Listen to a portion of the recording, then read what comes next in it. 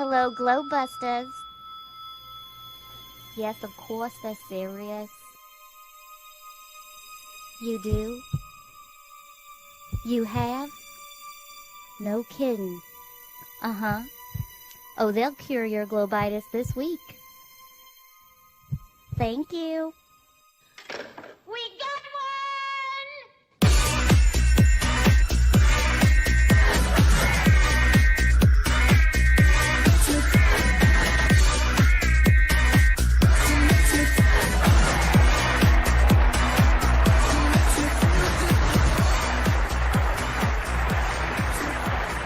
Ladies and gentlemen, It's the Globebusters.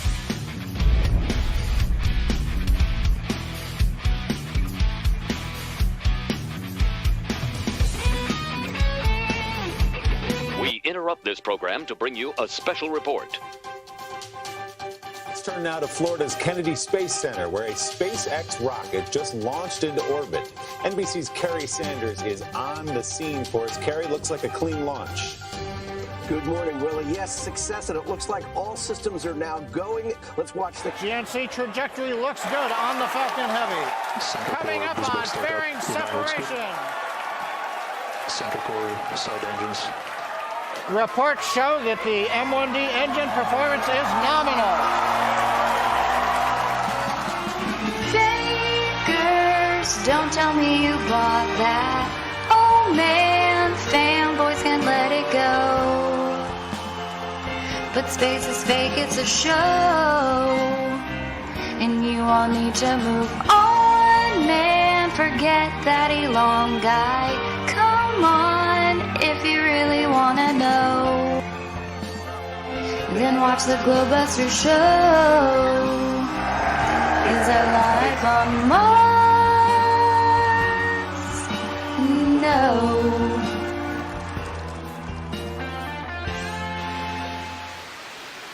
Willie. Kerry Sanders at the Kennedy Space Center. Kerry, thanks so much.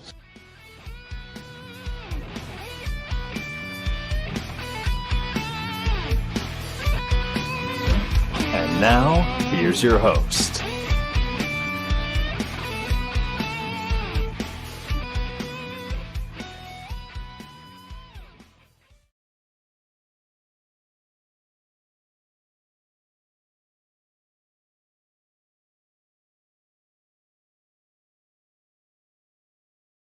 Finally, let us look at the image itself. We can go on for many videos about how this image was generated. However, I just wanted to make one point, and that is relative to the reported resolution. If you examine this image, you will note that it is made up of 7,416 pixels by 4,320 pixels. The claimed object at the center is said to have a diameter of about 40 microarcseconds, and the image itself is about 150 by 90 microarcseconds. That means that they are displaying an image with a pixel-based resolution of approximately 0.02 microarcseconds. This is a resolution which is 1,250 times greater than the diffraction-limited resolution available by their telescopes.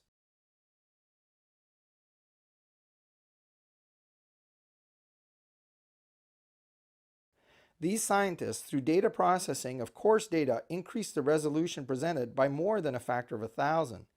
Is there any reason to question why I state now that these images are simply not science? Here is what the real resolution grid looks like for this image. One gets a total of 6 voxels horizontally and about 3 vertically, and that is if one believes that the PV data could even be used. I note in contrast that the highest resolution MRI images obtained to date on the human head were obtained at The Ohio State University to celebrate the year 2000. You can learn more in the link provided below. Those images had an in-plane resolution of 100 microns, or 50 times better than the typical MRI resolution. The resolution on these images was determined almost exclusively by the acquisition. Now the astronomers are asking us to accept that data processing can increase resolution by a factor of more than 1,000. If one would do the same in MRI, resolution can be increased by processing from 100 microns down to 1/10 of a micron, much less than the size of a typical human cell. The claim would have no scientific merit.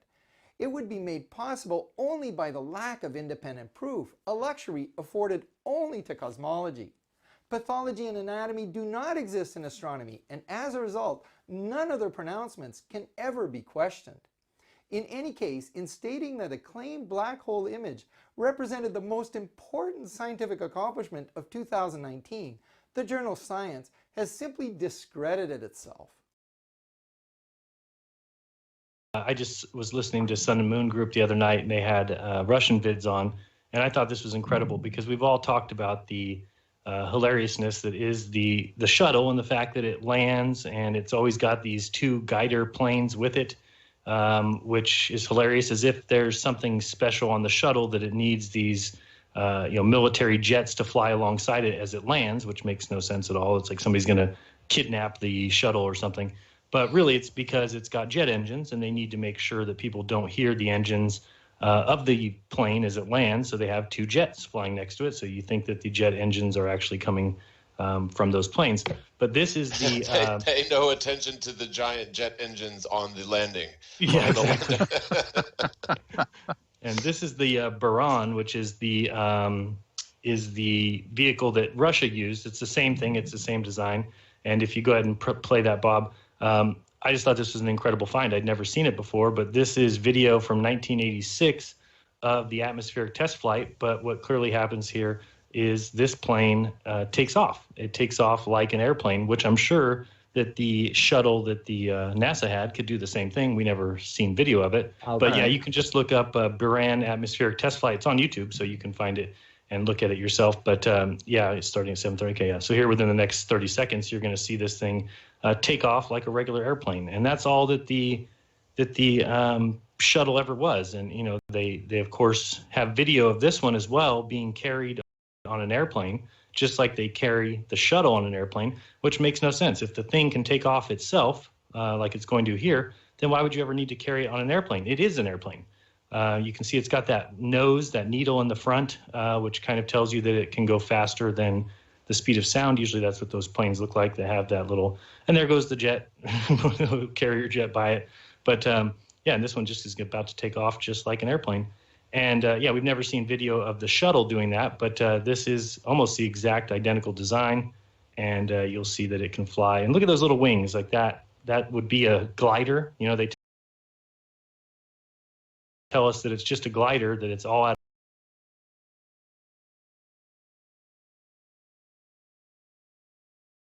of fuel by the time it lands back on Earth. And these little wings allow it to land, but this thing just takes off like a regular airplane. So I thought that was an incredible find. All credit to Russian vids for finding that. But yeah, I think that's just more evidence of the same thing, that these shuttles were just glorified airplanes. And again, I'll say it 1,000 times, people need to be smart enough to think that we had, well, 4, I guess we had 6, 2 of them supposedly blew up, but we had 4 of these aircraft that could get people to and from space, could attach to the space station. We had these in our possession, and the United States shut them down. And now we pay $86 million a seat to send astronauts to the ISS on the Soyuz. So it makes absolutely zero sense. There's nothing that could be wrong with the shuttle that would cause you to shut the whole program down and pay $86 million a seat every time you send somebody to the ISS.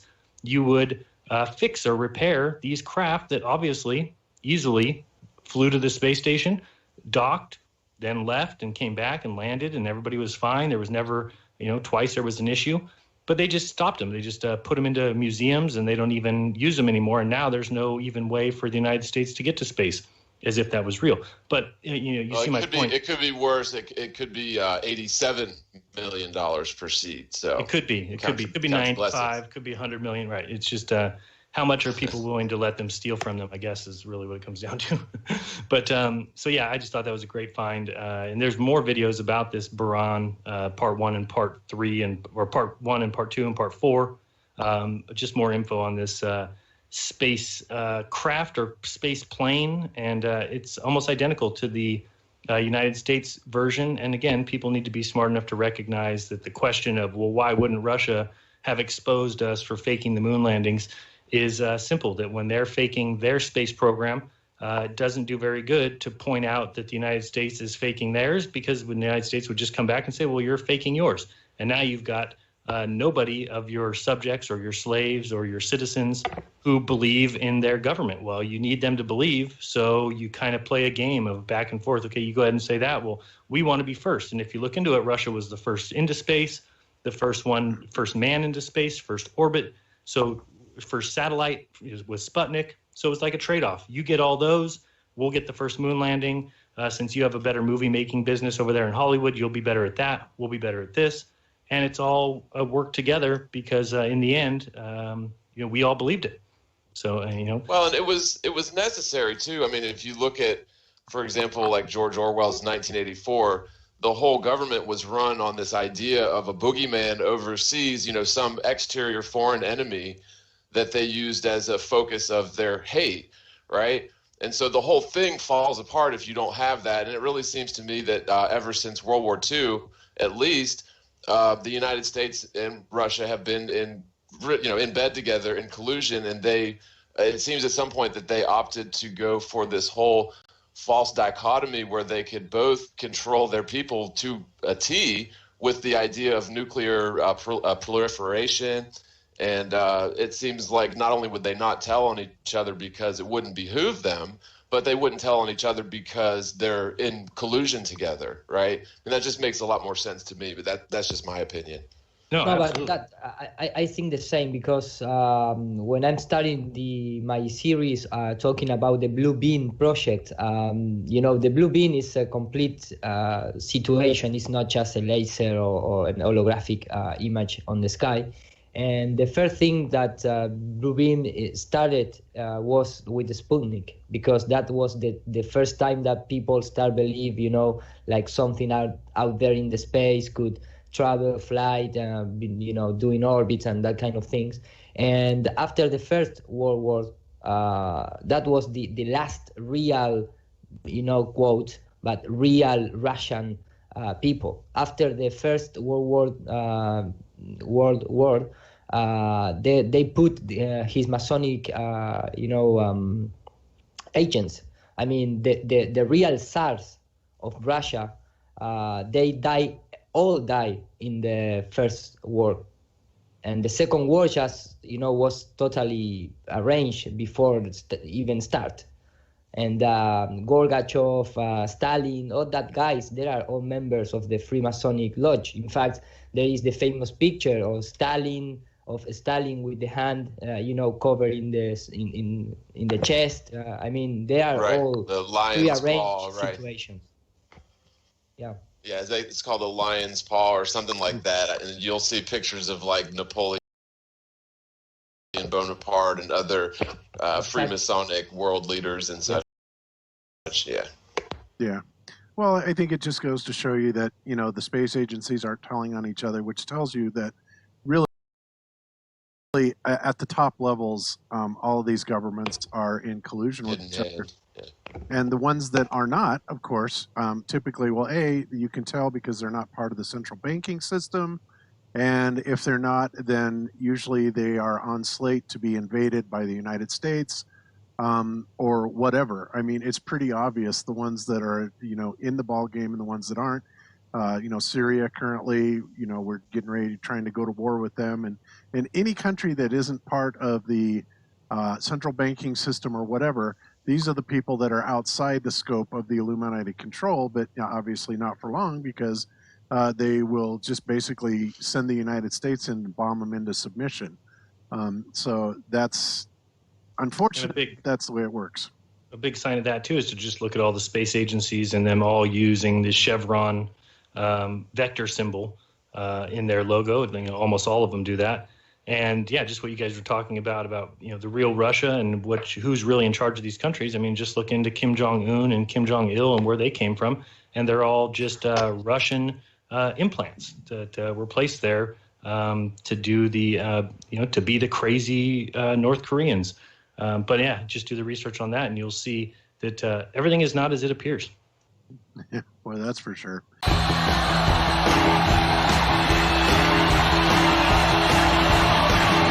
Well, we're gonna have every dream we see. Get to midnight.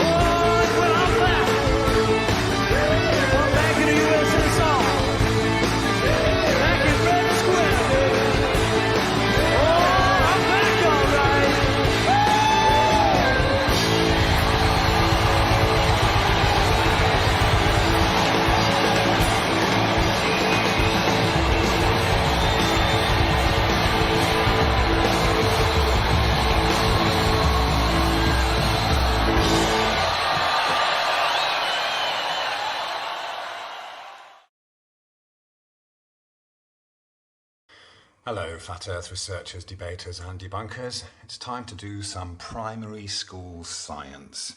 I'm afraid it's necessary because there are school teachers out there who claim to know what they're talking about when it comes to perspective, and they are just out to deceive and keep us believing we are primates on a spinning ball. Although they might appear to be smart with their mathematics that they use, they are blinding you with deception. And so let's have a look at what the reality of the situation is. Here we've got 3 lighters. 1, 2, 3, they're all the same height, as we can see from this orthographic view. Now let's just imagine that these lighters are mountains.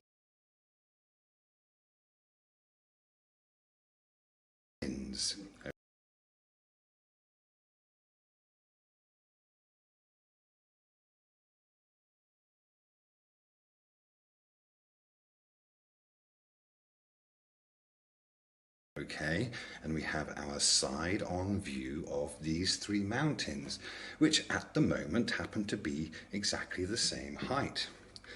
And we know what happens when we change our perspective and we take, let's say, an approximately 45-degree angle view of the scenario. This one is closest to us, so it appears bigger. This one's further away, so it appears smaller.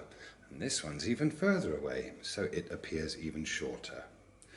Now, one thing to point out at this stage is that the camera's eye level, meaning parallel to the flat surface, is level to about halfway up this lighter or imaginary mountain. Okay, so what we know about perspective, and can be proven every single time, is that anything that is above your eye level will appear to sink down towards eye level as it goes off into the distance. Yeah? And every time we change our angle of view, our perspective, there are changes that occur in the apparent differences of height. Once again, we go back to this view, they all appear to be the same height. We go this way, and of course this one's very big now because it's very close, and this one's far away, so it seems smaller, and that one's even further away, so it seems even shorter. Yeah, and when we come around here like this, we can see a distinct difference. But when we lift the camera up and the camera's eye level is level with the top of the lighter or the imaginary mountain, then those mountains in the distance also appear to be the same height now. So when we have this kind of view and we have this kind of view, they all appear to be the same height. But between this perpendicular and straight on view, there will be a change due to perspective in the apparent height. Okay, eye level, same height. Below eye level, they appear to get shorter and shorter. This is being used as a way to claim that things in the distance appearing to get shorter are going down a curve when they're not. But sometimes what happens is someone says, well, that mountain in the distance is higher than the mountain in the foreground.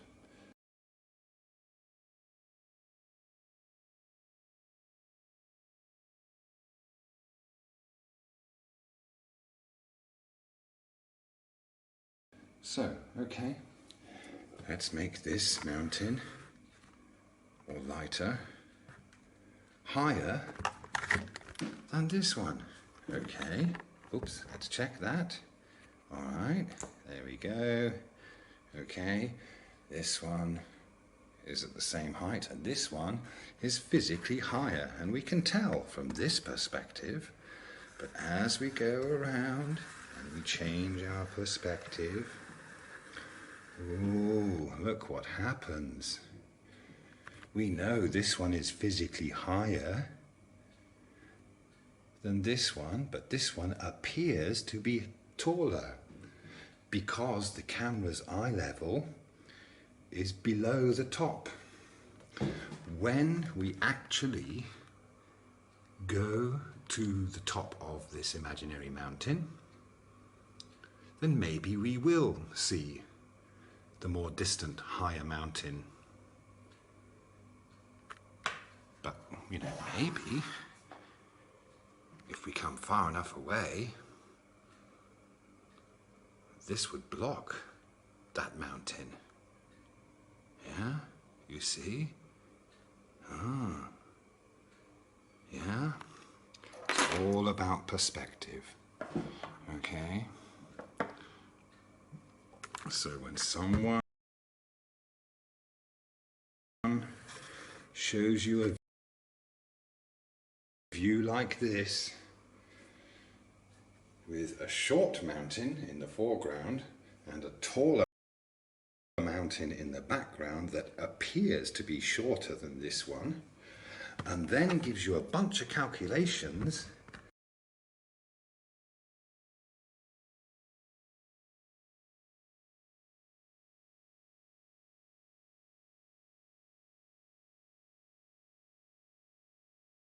based on this orthographic view, you know they are trying to deceive you and blind you with numbers and equations and phrases in the language of mathematics. When the reality is perspective and whatever angles and numbers and equations you want to include every time you move or change your position are what makes a difference. They know this. They finally sussed it out after being told for several years that perspective is the imaginary curve, and it's only now that these smart monkeys have managed to work out what it really is, where they were going wrong. So now they're doing everything they can to deceive and pretend that they're taking perspective into account. Yeah? Do not get tangled up in the deception. Do not waste your time with these people who deliberately set up straw man arguments and want to enter into debates. They're not interested in changing their point of view. All they're interested in doing is wasting your time. Okay? It's as simple as that. Don't worry about the numbers. Don't worry about the mathematics. Worry about the reality, about what we see. This versus this. Okay? It's very, very simple.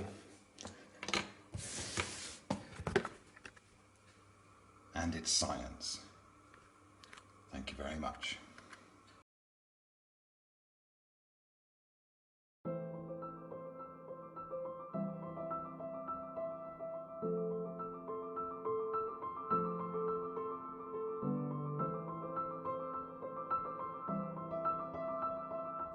T-minus 15 seconds. The sound suppression water system has been activated. 10. CLS is go for main engine start. We have a go for main engine start. And we have main engine start. 2, 1. Booster ignition and liftoff of Discovery, celebrating its 25th birthday by racking up science and supplies to the space station. Houston now controlling the midnight ride of Rick Sturckow and his crew to the International Space Station. Discovery rolling on to the proper alignment for its 8.5-minute ride to orbit. 4.5 million pounds of hardware and humans taking aim on the International Outpost.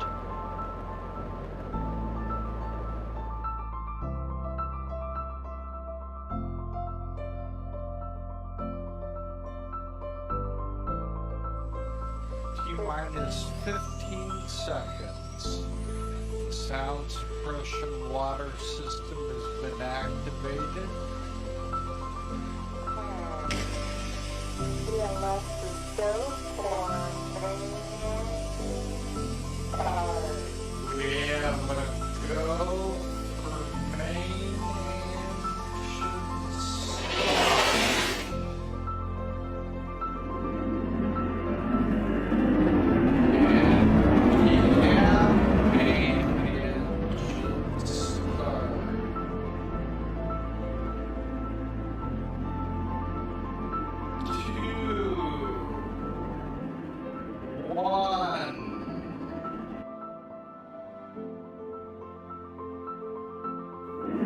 And we have main engine start. 2, 1. Main engine start. 2, 1. And the main engine start. 2, 1. And the main engine start. 2, 1. And the main engine start. 2, 1. And the main engine start. 2, 1. And the main engine start. 2, 1. And the main engine start. 2, 1. And the main engine start. 2, 1. Booster ignition and liftoff of Discovery, celebrating its 25th birthday by racking up science and supplies to the space station.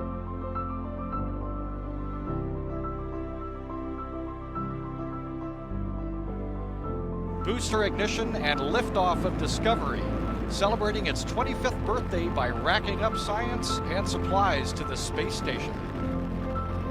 Houston now controlling the midnight ride of Rick Sturckow and his crew to the International Space Station. Discovery rolling onto the proper alignment. Discovery rolling onto the proper alignment. Discovery rolling onto the proper alignment.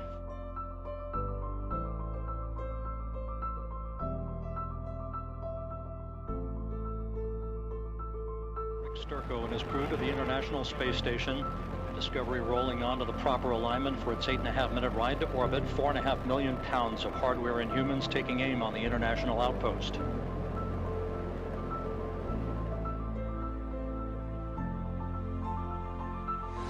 9, 8, 7, 6,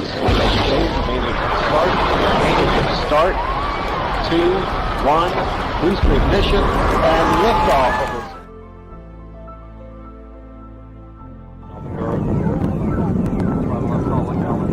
7 seconds into the flight. Engines beginning to rev up. Standing by, full to throttle on call from Capcom.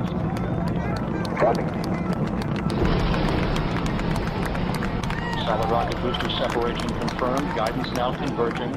Discovery's onboard computers commanding the main engine nozzle.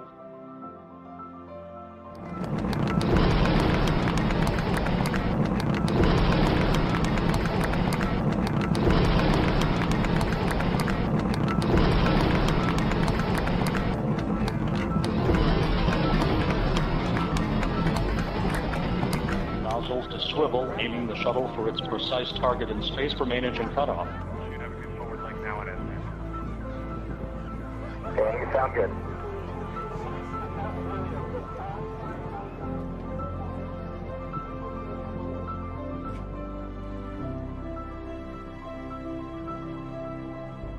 Discovery Houston, negative return.